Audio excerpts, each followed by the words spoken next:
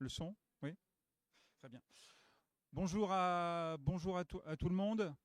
On va vous faire une présentation, on va dire, en trois parties. Les formations en lien avec l'agriculture au sens très très large. Et donc vous allez voir effectivement que ça va bien au-delà de l'agricolo-agricole. L'idée, c'est de vous montrer un petit panel. Donc on parlera un petit peu du panel des formations liées à ce qu'on appelle l'enseignement agricole, qui dépend du ministère de l'Agriculture. On aura ensuite une petite présentation aussi de l'approche de ces formations dans le cadre de l'apprentissage. Donc nous avons un directeur de formation adulte et apprentissage qui est là et qui présentera un peu les caractéristiques de la formation par apprentissage. Et puis on terminera par une présentation sur les possibilités d'aller vers des cursus ingénieurs ou des cursus vétérinaires par soit des classes préparatoires, soit des classes passerelles, que ce soit après le baccalauréat ou après un BTS agricole. Vous verrez qu'il y a différents cursus possibles et puis des voies qu'on imagine un petit peu moins, mais qui doivent être considérées si à un moment vous avez un projet d'aller vers formation ingénieur agronome, en lien ou pas avec l'élevage, voire des cursus vétérinaires. Voilà, donc en 3 temps sur 40 minutes au total pour vous présenter un petit peu ce panel-là. Donc tout d'abord, l'enseignement agricole en Bretagne. Donc c'est voilà, c'est une dizaine d'établissements répartis sur le territoire. Donc nous avons Cosne, Châteaulin, Morlaix, Fouesnant, près de Quimper, Guingamp, Merdrignac, Pontivy, Saint-Aubin-du-Cormier, Saint-Jean-de-Brévelay, L'Heureux, à côté de Rennes, et puis également Jean Moulin, Saint-Brieuc, qui a un petit volet agricole. Donc ça, c'est le réseau des établissements de l'enseignement agricole public en Bretagne. Chacun peut avoir aussi, on a des filières spécifiques selon les établissements. Tous les établissements ne proposent pas forcément les mêmes formations, que ce soit au niveau du lycée ou au niveau post-bac, c'est-à-dire notamment BTS. Et puis, il faut savoir que dans chacun de ces établissements-là, en général, il y a des formations par la voie initiale scolaire, vous êtes élève. On a aussi des formations par la voie initiale scolaire pour les étudiants, mais également la possibilité de faire ces formations, certaines de ces formations, par la voie de l'apprentissage. Voilà, donc 10 établissements, j'en ai parlé, 14 sites de formation, 13 filières différentes et 85 formations, toutes formations confondues, juste pour montrer l'importance et la diversité du réseau. Voilà, un BTS agricole ou un BTSA, c'est quoi? Avant tout, c'est une formation de 2 ans, professionnalisante, qui vous donne une expertise technique, qui vous permet, on le verra après, hein, soit de pouvoir travailler immédiatement et d'intégrer le marché du travail sans difficulté particulière, mais qui vous donne la possibilité d'une poursuite d'études sur des cursus courts, voire des cursus beaucoup plus longs, comme je l'ai évoqué tout à l'heure, vers des bac plus 5 pour, on va dire, les meilleurs dossiers. On est sur des formations, des BTS qui évoluent aujourd'hui avec une rénovation de quasiment tous nos BTS agricoles, enfin tous nos BTS agricoles, qui s'achèvera à la rentrée 2026, et donc des formations qui sont vraiment tournées sur l'acquisition de compétences professionnelles.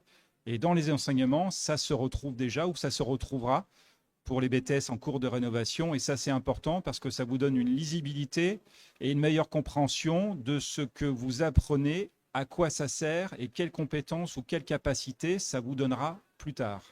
Donc je pense que c'est un élément de motivation. Et dans ces formations, elles s'appuient sur pas simplement des enseignements généraux ou techniques et professionnels, mais également sur des démarches de projet, des activités sur le terrain, des visites d'entreprise, je dirais aussi, des semaines de stage, entre 12 et 16 semaines de stage pour la voie initiale scolaire.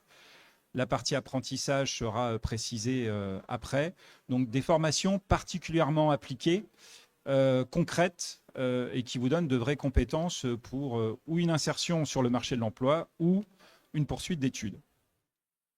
Voilà, je vous parlais des blocs de compétences. Et juste pour vous donner un exemple, là, on a le BTS gestion maîtrise de l'eau, donc plutôt un BTS tourné autour de l'environnement. En haut, vous avez 3 blocs de compétences, B1, B2, B3, qui sont des blocs de compétences transversaux, plutôt liés à des matières générales, que l'on retrouve dans tous les BTS dits agricoles. Et puis, pour chaque BTS, nous avons 5 blocs de compétences professionnelles différentes. Il suffit de lire un petit peu les intitulés pour voir que ce sont des choses très précises, très concrètes, appliquées par rapport aux besoins du terrain ou des structures potentiellement recruteuses. Voilà. D'autres exemples que j'ai donnés sur le BTSA gestion et protection de la nature ou le BTSA métier de l'élevage. À chaque fois, on a des compétences vraiment très spécifiques voilà, qui montrent le côté très concret de ces formations. Voilà. On en parlera après. Donc, je vous l'ai dit, hein, soit par la voie initiale scolaire, c'est-à-dire vous êtes étudiant, votre formation se déroule essentiellement dans l'établissement de formation et vous avez entre 12 et 16 semaines de stage répartis sur les 2 ans, donc à faire en entreprise, ou vous avez un format par apprentissage, où là, vous avez une formation beaucoup plus équilibrée. Enfin, vous avez en tout cas un patron qui est votre maître d'apprentissage, qui assure une partie de votre formation, et cette formation est complétée par le centre de formation. Voilà, c'est une autre modalité, des avantages, peut-être des inconvénients, ça vous sera développé juste après. J'en ai parlé aussi rapidement, hein, un BTSA permet une immersion immédiate sur le marché de l'emploi, ou vous permet de poursuivre vos études, soit sur un cursus long, licence professionnelle, cursus ingénieur via les voies qui seront développées tout à l'heure par Madame Duverly, ou même des petites formations courtes, très spécialisées, qu'on appelle des certificats de spécialisation. Dans le domaine des chevaux, par exemple, on a le certificat de spécialisation, éducation et travail des jeunes équidés, formation courte en 1 an qui vous donne une compétence technique précise dans un domaine précis. Voilà. On en a un grand nombre, hein, que ce soit des certificats de spécialisation ou des certificats de qualification professionnelle, qui ne sont pas des diplômes à proprement parler, mais qui apportent une compétence précise sur un temps relativement court, en général d'1 année. Et puis, c'est important de le dire, aujourd'hui vous êtes lycéen, vous êtes encadré par des professeurs principaux, enseignants, avec des effectifs, en général autour d'une 30aine, pas plus. Vous êtes dans un cocon. À l'université, pour ceux qui iront à l'université, c'est un format complètement différent. Je précise ou j'insiste sur le fait que dans les lycées agricoles, vous aurez toujours cet encadrement, même en BTS, encadrement, on va dire, de proximité par des enseignants sur des effectifs en général entre 20 et 30 élèves, avec des conseils de classe donc, qui permettent aussi de suivre votre scolarité, avec un accompagnement à l'orientation. Donc encadrement que vous n'aurez sans doute pas en allant à l'université, où vous serez davantage, on va dire, vous devrez être beaucoup plus autonome.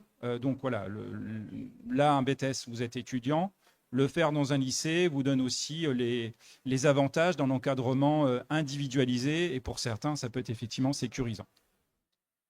Et puis voilà, pour ceux qui viennent de loin, je le dis, mais dans la plupart des lycées agricoles, même pour les étudiants, il y a toujours quelques places à l'internat. Ça peut régler les problèmes de logistique. Voilà.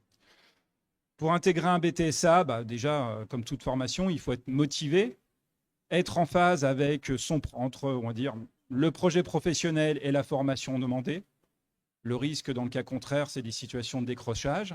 Mais à partir du moment où vous avez bien ciblé votre formation et que vous avez un projet professionnel ou une esquisse de projet professionnel, tout doit bien se passer. Ça suppose aussi que vous soyez autonome, que vous soyez assidu en cours, hein, ce n'est pas l'université, et puis de fournir un travail personnel régulier et important, et sans doute un peu plus important que ça n'est le cas déjà donc, en lycée. À partir de là, tout doit bien se passer. Voilà. J'insiste aussi sur la diversité des profils dans nos BTS dits agricoles. Je cite un exemple sur le BTS métier de l'élevage, en tout cas production animale tel qu'il s'appelle aujourd'hui. Nous avons la moitié de bacs généraux. Quand on parlera des cursus vétérinaires, vous verrez que le BTS production animale peut être effectivement une passerelle intéressante, en tout cas une alternative intéressante. Moitié de bacs généraux, un quart de bacs technologiques, un quart de bacs pro. Voilà. Tous ces profils apportent, ou en tout cas ont des qualités. Les bacs généraux ont une bonne culture générale et scientifique. Les bacs professionnels ont une culture technique déjà importante et peut-être un peu moins, on va dire, un acquis un peu moins important dans les matières générales. Et puis les bacs technologiques sont un petit peu au milieu de tout ça, c'est-à-dire une bonne culture générale scientifique et déjà une première ouverture sur un domaine technique et professionnel. Donc chacun y arrive avec ses qualités et ses atouts. Les grands domaines, je ne vais pas rentrer là-dessus parce que sinon on va y passer beaucoup de temps, mais pour vous montrer que les BTS agricoles, ça n'est pas que des agriculteurs ou des éleveurs, on va bien, bien, bien au-delà. Et aujourd'hui, de toute façon, dans les lycées agricoles, il y a beaucoup plus d'élèves ou d'étudiants qui ne sont pas issus du milieu agricole que du milieu agricole. Je vais peut-être donner un ratio comme ça, mais je dirais qu'il y a au moins 3/4 d'élèves qui ne sont pas issus du milieu agricole. Un petit quart issu du milieu agricole, ça dépend des établissements et des sites. Mais voilà, c'est pour montrer l'ouverture. Donc 5 grands domaines, les productions, le commerce, les services, la transformation, l'aménagement et l'environnement.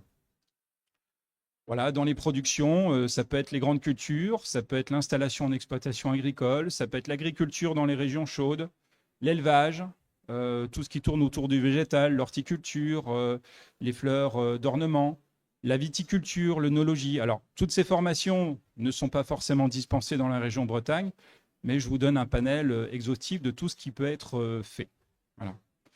Dans le commerce, bon, il y a un BTS technico-commercial avec différentes options qui sont proposées pour partie dans certains établissements. Je pense à Merdrignac, notamment, par exemple, sur le BTS technico-commercial, mais plus en lien avec des produits de l'alimentation, des produits de l'agriculture. Voilà. Les services, développement et animation de projets territoriaux, voilà, c'est aussi des BTS qui sont là qui permettent aussi de travailler sur le développement des territoires, et notamment des territoires ruraux. Je vois aussi génie des équipements agricoles. Là, c'est plutôt effectivement la mécanique agricole, mais avec des responsabilités, on va dire, qui vont au-delà de la réparation. On est sur du SAV, des métiers de technico-commerciaux, de démonstrateurs ou de techniciens recherche et développement, par exemple. Voilà. Et la transformation en lien avec la qualité des produits agricoles alimentaires, les laboratoires, les process de production. Voilà, l'industrie agroalimentaire ou l'alimentaire fait partie aussi de ces domaines-là. Et puis pour terminer rapidement, l'aménagement, l'environnement, donc ce qui tourne autour de l'aménagement paysager, la gestion et la maîtrise de l'eau, qu'elle soit, on va dire, en milieu rural, donc plutôt l'hydraulique agricole ou l'hydraulique plutôt en lien avec les bassins versants, ou également voilà, l'hydraulique et l'eau peut-être un petit peu plus, qui relèverait un peu plus des milieux urbains. La gestion forestière, le bois bien évidemment, et puis un dernier BTS, gestion et protection de la nature, le volet protection et le volet animation par rapport à la promotion et la sensibilisation aux enjeux environnementaux. Quelques exemples voilà, de cursus après un BTS. Alors, par exemple, voilà Vincent qui a fait un bac technologique, qui ensuite a poursuivi en BTS production animale et après le BTS production animale, a pu rejoindre une école d'ingénieurs et aujourd'hui est conseiller au Crédit Agricole. Paulin qui lui a fait un bac général plutôt scientifique, qui a poursuivi également par un BTS production animale, ensuite a rejoint une licence professionnelle et aujourd'hui donc est technico-commercial dans une entreprise de nutrition animale, par exemple. Également Titouan, qui lui a fait un BTS gestion maîtrise de l'eau et qui a été recruté comme technicien bureau d'études qualité de l'eau. Vous voyez là, rien à voir avec l'agriculture, mais on est quand même bien en lien avec les territoires. Deux autres exemples, Clément, qui a fait un bac pro travaux paysagers, qui a poursuivi par un BTS aménagement paysager et qui a fait un complément de formation courte en 1 an, un certificat de spécialisation pour pouvoir s'occuper des terrains de golf et entretenir les terrains de golf. Et enfin, Céline, qui a un bac général scientifique, également un BTS production animale, qui, elle, a pu rejoindre une classe préparatoire après un BTS agricole et qui a eu la chance d'intégrer une école vétérinaire à Maison-Alfort. Voilà.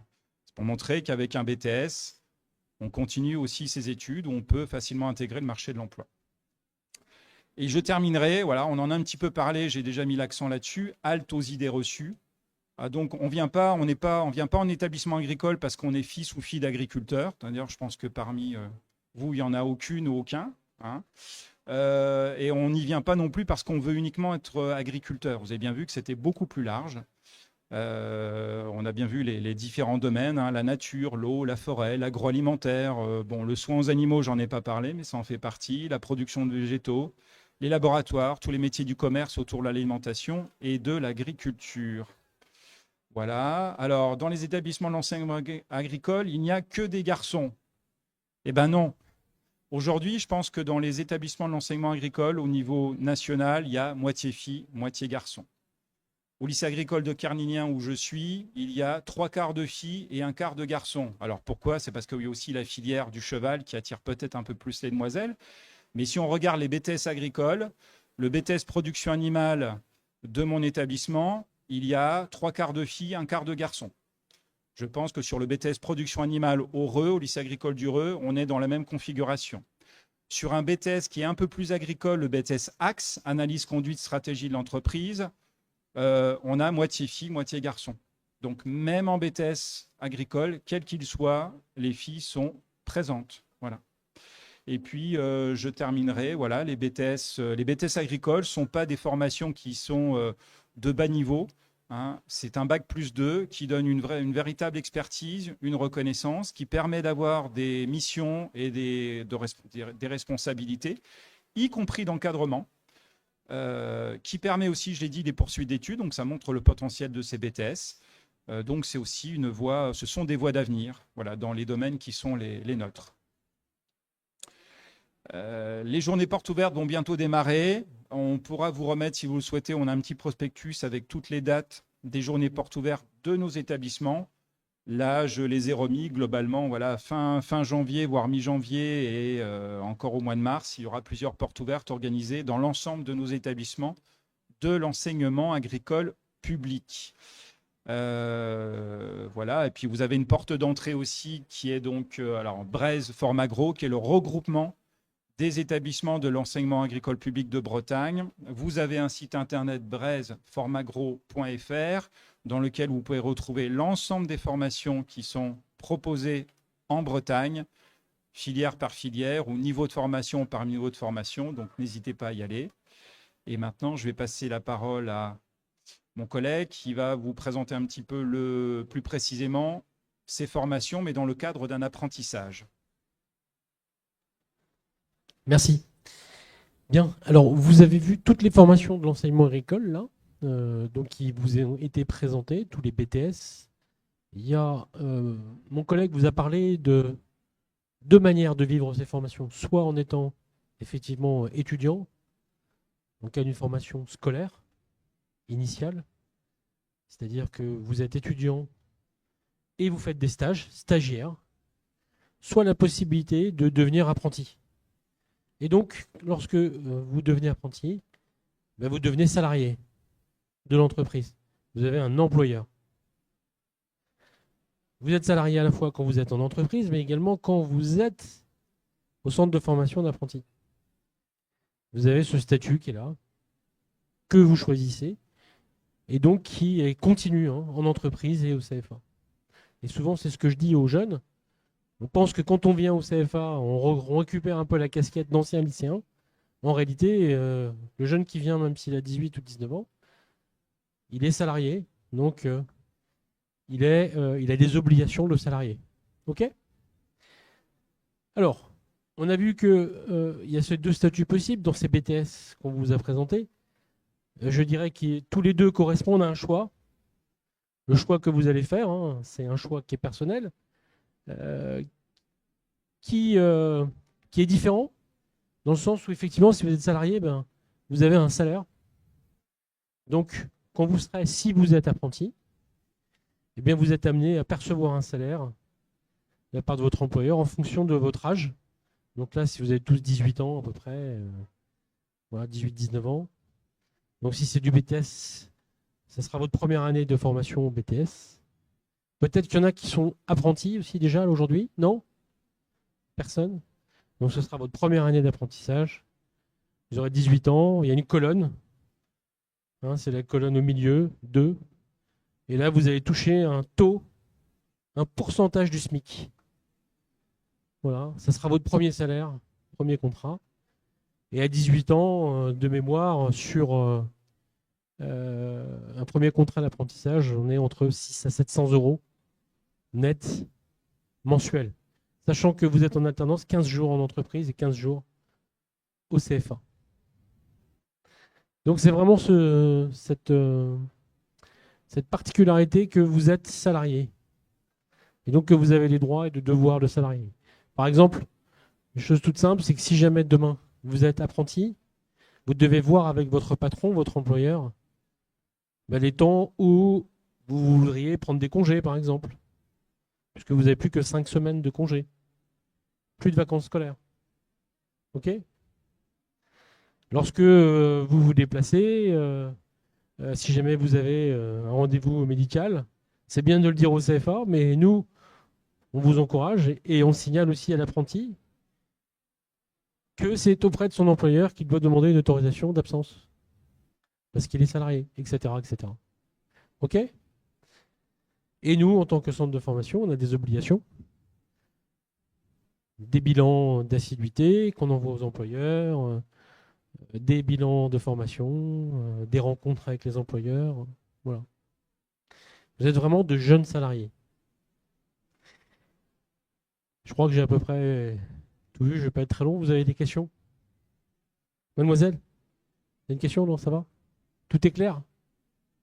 Ok, merci. Je vais passer donc à ma collègue. Bonjour à tous.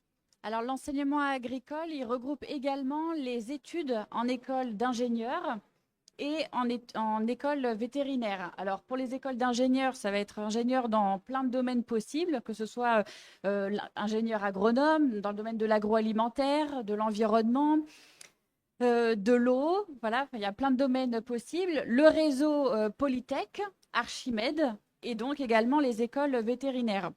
Différentes voies d'accès existent pour ces écoles, ingé ou vétérinaire.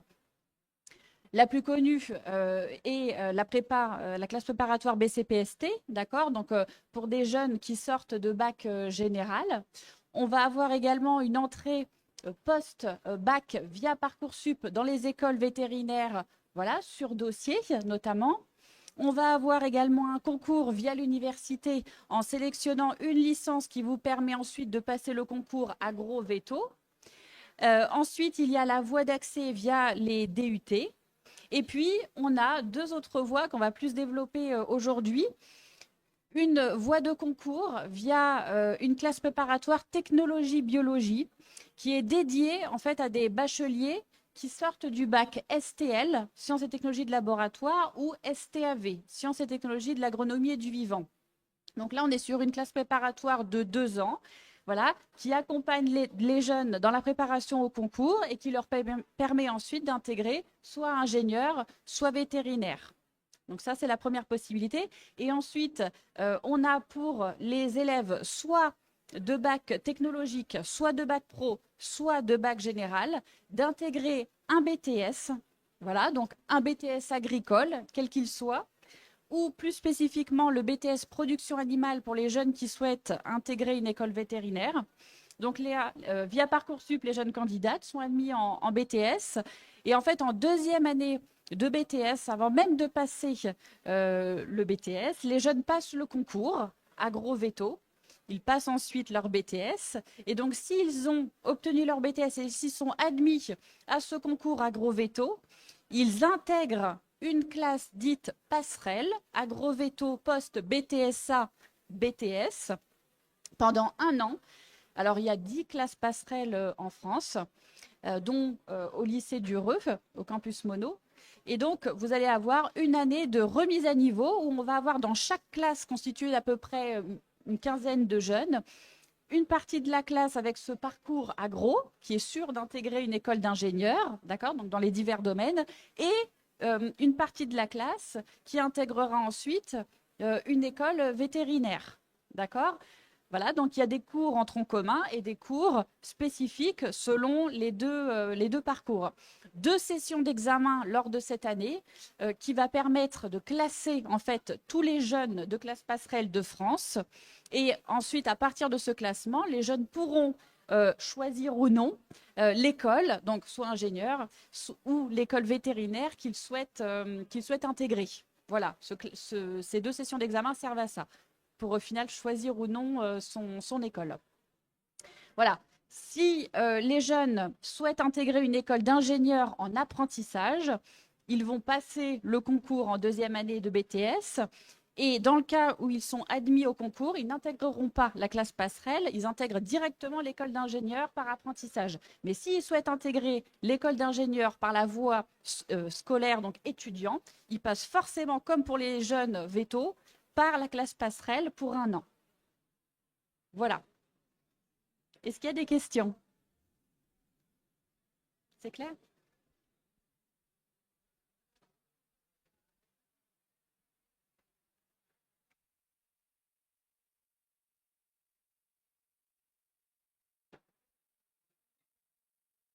Oui, oui, c'était projeté, on l'a sur le diapo.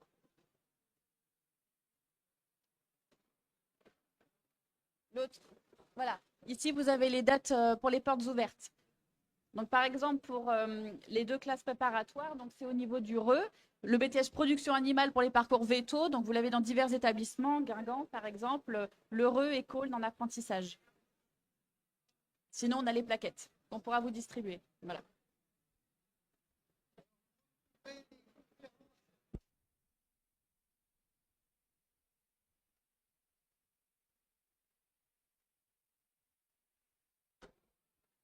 Vous retrouverez les conférences en ligne sur le site Supermore. Hein, vous allez sur votre